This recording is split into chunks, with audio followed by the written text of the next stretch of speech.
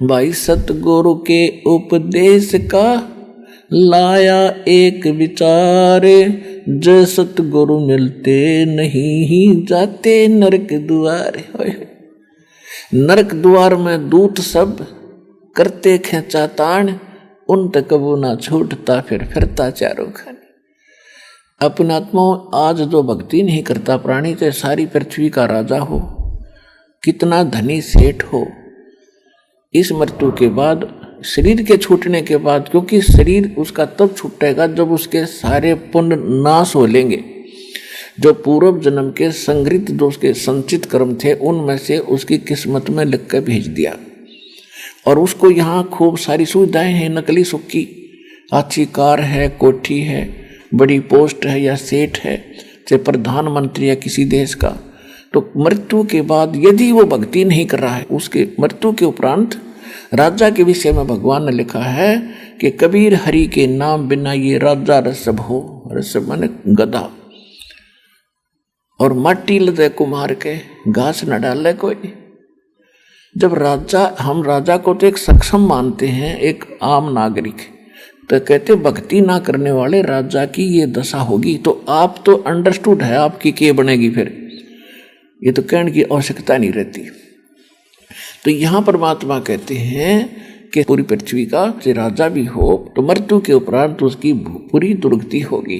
यम के दूत पकड़ के ले जाते हैं, जैसे घसीट के ले जाया करते, क्योंकि हमारी तो आदत है, हम किसी का किराए पर रहने लग जावा और वो कह दे भाई खाली कर दे, तो जलना करे खाली करने, हम तो इसे नकटे हो रहे हैं। ऐसे इस प्रकार की वृत्ति के हो गए।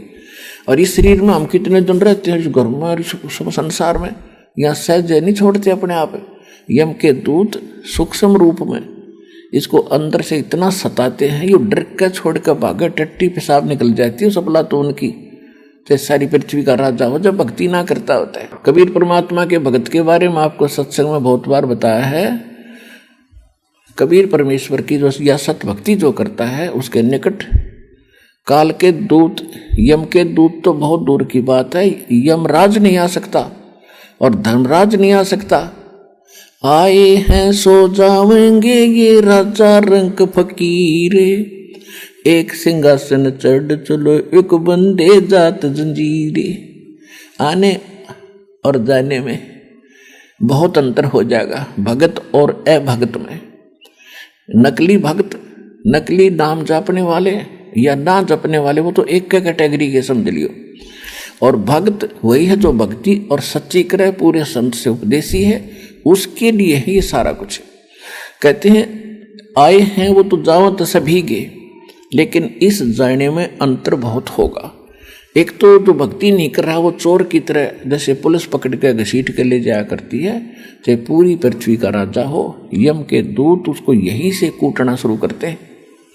जिन हर की चोरी करी और गए राम गुण भूल, ते बिदना बागुल किए वो रहे उर्दमुख झूल।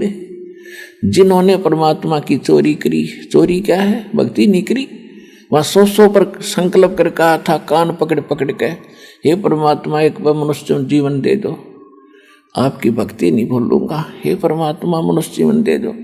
और मनुष्य जीवन देने के बाद अब कर क्या रहे हो आप, क्योंकि इस काल ने ऐसी व्यवस्था बना रखी है, माँ के गर्भ में आपको सारी यादाश्त रहती है।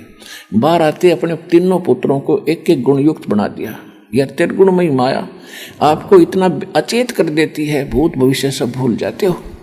परमात्मा ने फिर दया करनी पड़ती है आपको जगाने के लिए, ये सत्संग सुनाने के लिए, वो स्वयं ही आते हैं यथार्थ ज्ञान बताने के लिए।